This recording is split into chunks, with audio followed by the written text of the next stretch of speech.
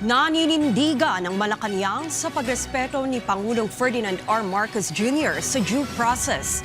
Ito ay sa harap ng impeachment trial ni Vice President Sara Duterte at umano'y karagdagang ICC warrants. Giit pa ng palasyo, naninindigan din ang Pangulo sa pagpapanagot sa mga dapat managot kahit na kaalyado pa ito ng gobyerno. Si Clazel Pardilla sa sentro ng balita.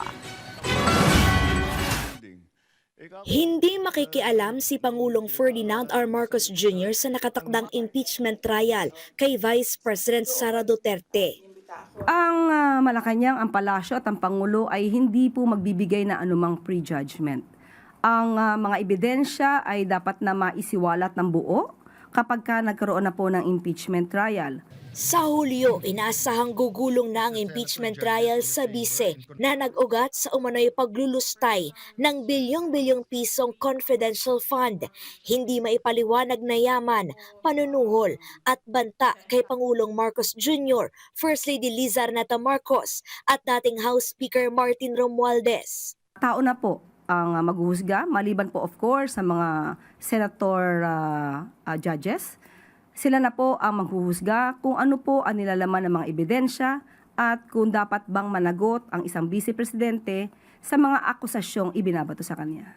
Paano kung may mga lumitaw na pangalan sa paglilitis na nakaupong opisyal o kaalyado ng administrasyon?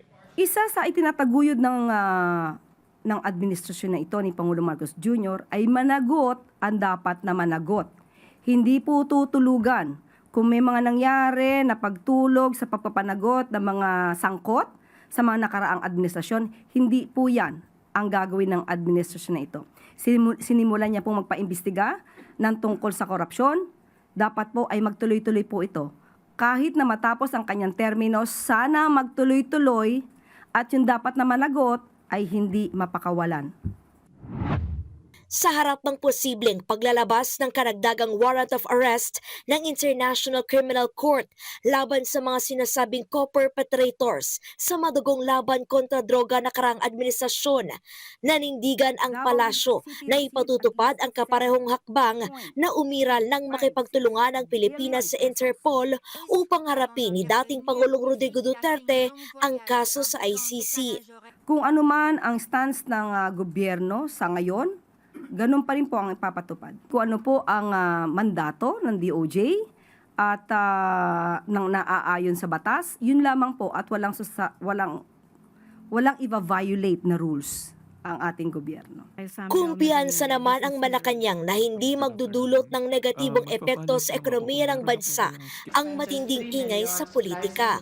Ang palasyo ayaw maniwala na ganyan na magkakaroon ng negatibong epekto dahil kung ang isinasagawa ngayon ay para makita kung may pananagutan ang ilang tao, mas magandang makita natin ang positibo rito dahil mas nilalabanan natin ang mga tao na maaaring sangkot sa korupsyon.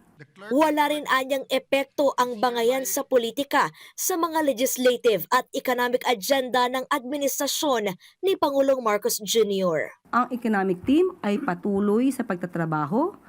Patuloy din po na nais na papanagot ang dapat na papanagot at yan po ang isa sa mga dapat makita, especially ng investors na ang gobyerno ngayon, ang administrasyon nito ay hindi po nagko-cover up ng mga anomalya o tungkol sa korupsyon. Clazel Pardilla para sa Pambansang TV sa Bagong Pilipinas.